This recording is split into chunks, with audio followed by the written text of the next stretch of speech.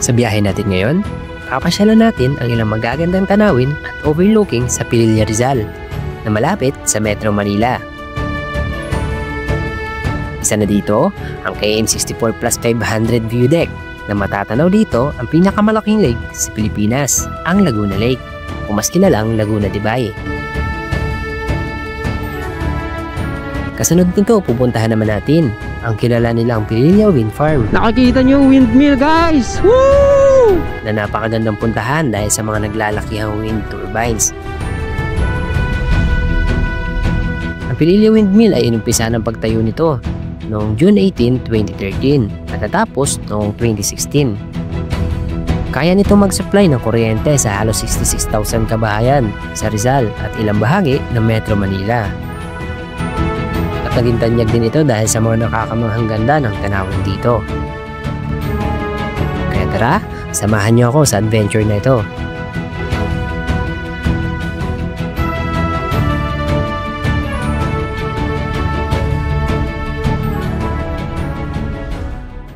So yan, magandang umaga sa inyo lahat. Babiyahe tayo ngayon. Time check is 9:34 na ng umaga. So dapat alas 7, alas 8 ako.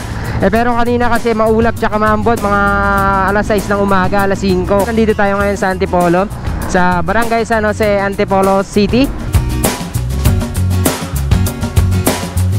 Ang biyahe natin ngayon, pupunta tayo ng Rizal, sa Pililla, tsaka sa Laguna. So yun ang mga pupuntahan natin at madadaanan din natin ng mga ilang nagagandahang tanawin o mga kalsada na madadaanan natin. Ngayon, babiyahe na tayo. Kaya tara, let's go!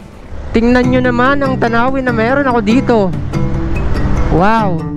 Ang ganda ng panahon ngayon, di masyado mainit. At nakikita nyo, ang gaganda ng mga kabundukan dun, no?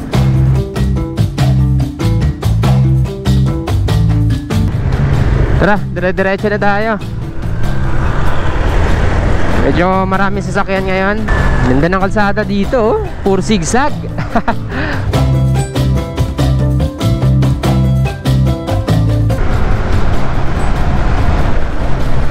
Ganda ng kalsada, mapapansin natin dito, asphalt talaga, parang bagong-bago lang. Marami tayong nakakasabayan at nakakasalubong ng mga sasakyan. Bababa na tayo ng Teresa. Welcome to Morong, where education is first. Nasa rotonda na tayo ng Morong.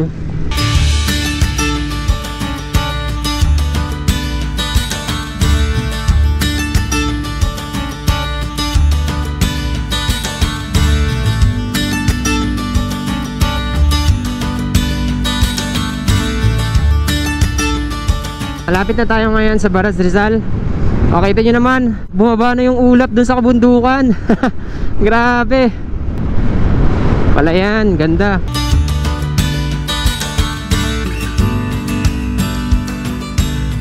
Sa Baras na tayo ngayon. Babalikan ko yung buko pa. Dito kami lagi bumibili kapag napapadaan kami dito. Peraso lang bili natin, 2 peraso. Merienda lang natin mamaya. Ups, dito na tayo. Sarap dito ng buko pie, guys. 2 piraso ka na buko pie. Singaling. Favorite ni Shara yan, si Singaling. Magkano nga, te? Salamat. Ito, 2.25 yung isa. Init-init pa, oh. Tanay Rizal. Itong pakaliwa na yan, yan yung papunta ng Marilaki Highway, papunta ng Infanta. Welcome to Pililla Rizal. Nakikita nyo windmill, guys. Woo! Windmill, ganda. Pakaliwa tayo dito, papunta ng Pililla Windmill, yung view deck nila. Papunta kayo ng windmill, madadaanan kayong Petron tsaka Jollibee. So kakaliwa kayo dito.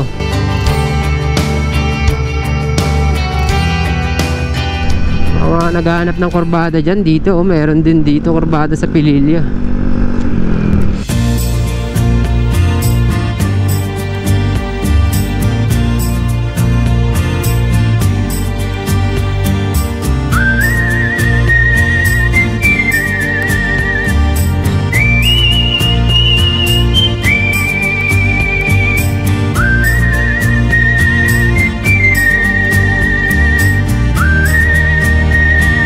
May mga truck tayo nakakasalubong.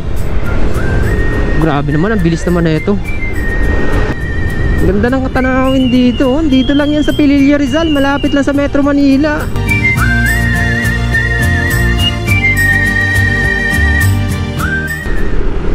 Grabing kurbada to. Tapos may truck kayong makakasalubong. Ganyan kabilis, nakakatakot. Ang lagi napapadaan yan dito, kaya kabisado na talaga yung mga kurbada eh. Yung mga pinahan na, oh, lalim.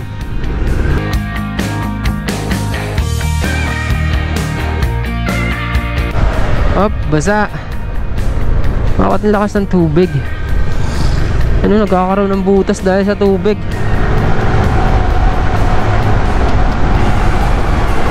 May bahay dun sa taas, oh. Taas nun, ah. Also, lakas ng tubig. Balikan lang natin, pakita ko lang sa inyo. Lakas siguro ng ulan dito kagabi. Ha, tinan nyo. Boom! Sa kalsada lang. Angas, medyo malabo kasi kagubatan na pala yun, no? Nagkaroon ng falls dahil sa ulan, pero daanan talaga ng tubig. Roadworks ahead, slow down. So may ginagawang kalsada. Kailangan na talagang repair kasi inayos-ayos na lang, oh. Pangit naman na talaga yung kalsada. Ano natin si kuya. Wow! Daan palak, mabubusog na kayo tapos may ganyan kayong tanawin.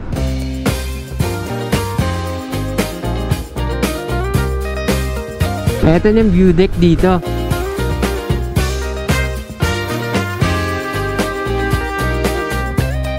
Dito muna tayo. Ganda ng tanawin nila. Ngayon guys, papasok tayo dito sa isa sa mga view deck nila. KM64 plus 50. Ay te, pwede pumasok? Magkano entrance? Register muna tayo. Isang name lang. So dito may entrance fee sila na 10 pesos. Anong pangalan po to? KM64 plus 500 po. 500 ba yan?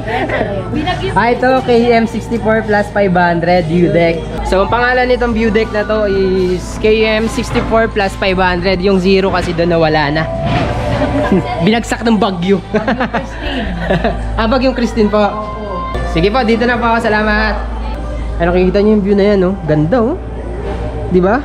Daming mga kasagingan, tapos ayun, kabundukan, tapos lake, tapos sa gitna ng lake nakikita niyo yung bundok na yan. Diba, ang ganda.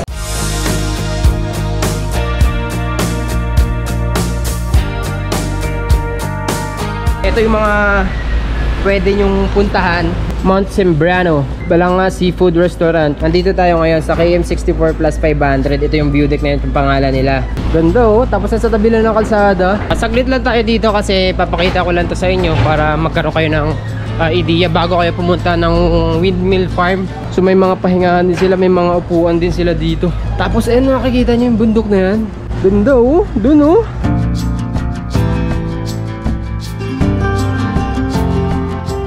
Ay kuya. Sarap ng kain mo, ah. Dito po kayo? Sabi ko, luluto na. Tinolang manok, sarap. Sige lang, mapapahinto talaga kayo dito kasi napakagandang view yan, no? Nakikita nyo yung mga building. Kitang-kita rin dito yung mga building. Thinking about what we've been through. The world can be a lonely place. Baby, I'm so glad that I found you. Now I got someone to embrace. From the day you stole my heart, I never ever want to be apart. Don't you feel the times are coming? 'Cause I feel it so strong. I've been on hold on, baby. Don't you feel the times are coming? When it feels so right to dance in the moonlight, baby. Dito na tayo dadaan ngayon. Si kuya. Kaya baba na ako. This is Sir Timo, kaya na. Sige ba? Ito, may CR din sila. Pupunta na tayo ng windmill ngayon. Alright. Kunin muna natin ang helmet. Yeah. Sarap ng laro mo, ah. Timo, salamat. Sige po. Salamat. Sige po, thank you sir. Try nyong hintuan to dito pag napapadaan kayo dito kasi ang ganda ng view, tsaka may pahingahan din sila. Malapit lang dito yung windmill view deck, puntahan natin. Marami din mga nagro-rides, ha? Kurbada. Windmill. Kitang-kita na dito yung windmill, oh. Pakaliwa tayo dito. Vina Energy. Malapit lang doon sa pinuntahan natin view deck din yung kanina. Sa KM 64 plus 500. Makikita nyo na yung windmill dito. Ayan, oh. Ang laki, oh. Grabe. Diretso tayo doon.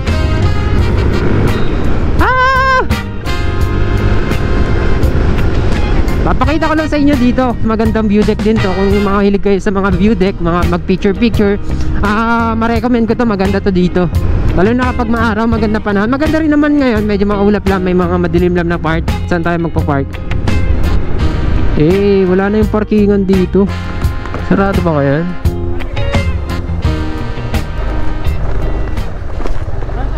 Dito na lang. Walang tao ngayon kasi weekdays. Tapos, uy, 10 pesos lang yung bayad ng parking fee sa motor. 20 pesos pala, 20 pesos. Ang laki, oh. Kikita nyo yan. Grabe, no? Laki. So dito magmula dun sa parkingan, siguro lalakad lang kayo mga 200 meters or mga 150 meters. Vina Energy, welcome to 54 MW Pililla Wind Farm. Pililla Wind Farm palang tawag dito. Grabe, solo-solo natin. Walang kataw-tao, guys. Oh, dito kasi bawal magpalipad ng drone. Handa, oh, tinan nyo. Makikita nyo yan, oh. Yung view natin. Diba? Gano'n kalaki, kita nyo yung pintuan na yan, oh. Mapakalaki. Tapos yung LS yan, yung propeller niya, oh.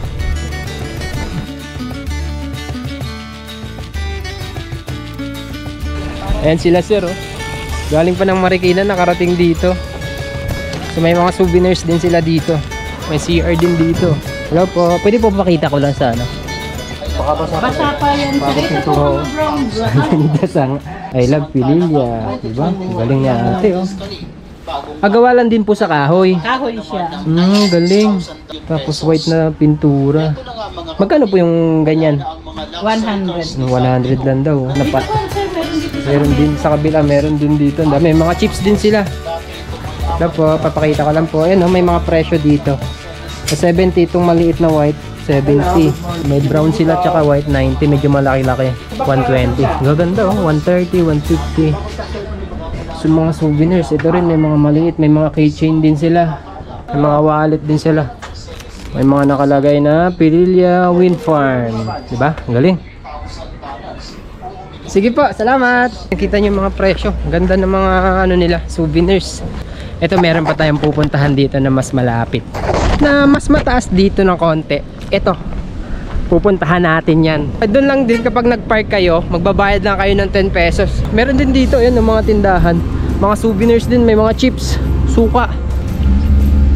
Nakita ko, ah.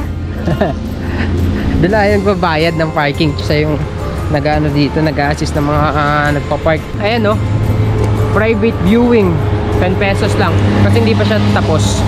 Kung gusto nyo lang ng mataas-taas na ano, na area o na view deck, hindi pa talaga nasa semento, pero pwede na din kung gusto nyo ng mataas-taas tsaka mas malapit talaga sa windmill.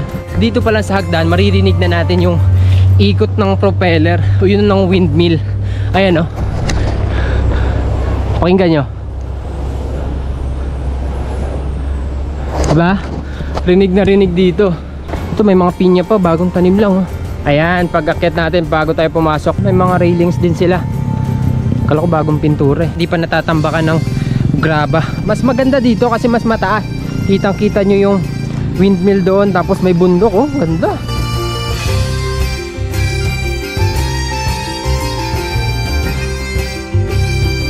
Ganda, mas magandang view dito.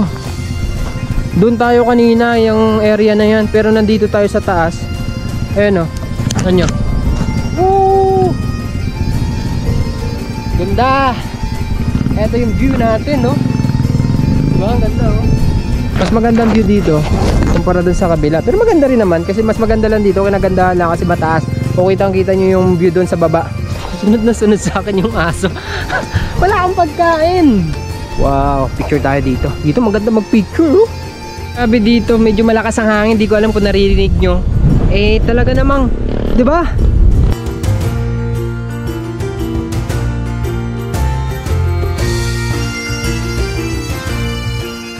Habang di pa naulan, batche na tayo kasi marami pa tayong pupuntahan.